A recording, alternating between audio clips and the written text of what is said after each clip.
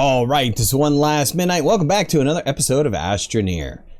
So the automation update came out and we got several new base pieces, including two really cool resource canisters. So let's go ahead and take a look at them.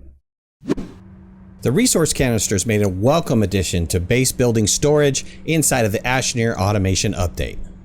The resource canister, which takes one plastic and one glass to create and costs 2,000 bytes, is something that you could get pretty early on. And the large resource canister, which takes one glass, one titanium, and one nanocarbon alloy, costs 5,000 bytes to make, and probably is something that you're going to have to wait to get until you've got yourself a little nanocarbon factory going. In total, it takes 7,000 bytes to unlock these two new items, and of course, you're gonna need the chemistry lab, so you're gonna at least have to leave to either go to DeSolo or Calidor to get some wolframite. The resource canisters are serious resource storage units. The medium resource canister holds a total of 32 units. Now, that's the exact same size as the medium silo. And the large resource canister holds a whopping 400 units of resources. That is an amazing amount. Now, these canisters are significant because this is what your base would pretty much normally look like before the automation update, with medium storage silos filled up with resources all over the place. And what makes it worse is you would probably have 2 or 3 of these bases inside of your planetary system. So being able to reduce down all of those resources to a handful of medium resource canisters and maybe a few large resource canisters is going to make significant performance on your game, or at least it should. Remember, Astroneer, like any other game out there, has to render each item. So if you have a base completely filled with resources, chances are you're getting low frame rates and it's eating up a bunch of actual physical computer resources on your local machine. So how do we use these new resource canisters? Each of these canisters has an ability to switch the mode between input and output. Now, resources will go in at the top, but unless you enable the output mode, they will not come out of the bottom. So let's go ahead and take a look at how they actually work. Once you unpackage your resource canister, it's going to come out in a, let's say, default mode. It's going to have this icon, meaning it's not designated to any resource at all right now. The moment you place a resource either on the top or happen to place this resource canister on some sort of platform that has other resources, it'll grab the first resource and place it into the canister. And you'll notice now the icon is designated as resin, and you can also see that the mode says that it is holding resin. If I enable the output mode, the resource canister will empty and the default icon will show up saying it's ready for another type of resource. Let's disable the output and you'll see that I can now store ammonium inside of this same resource canister. So you can reuse resource canisters as long as they're empty.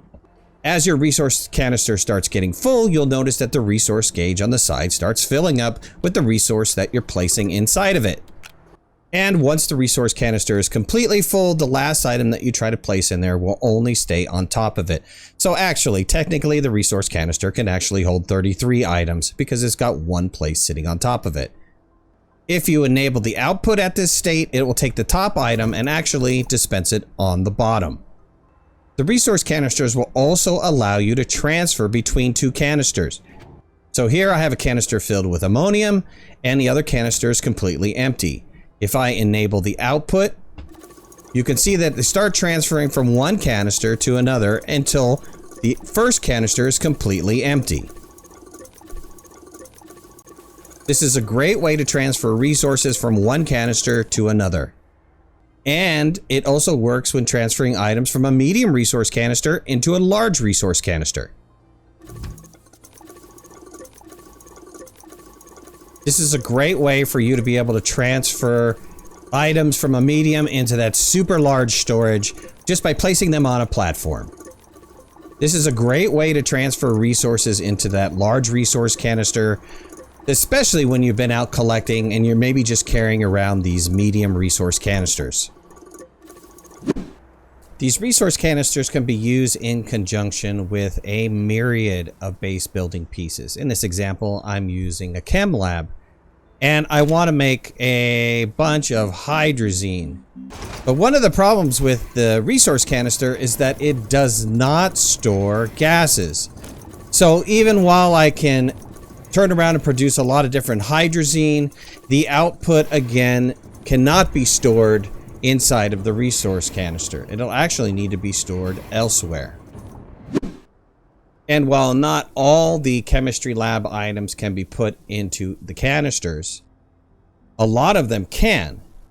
And also, this is a great way to process vast amount of resources through your smelting system.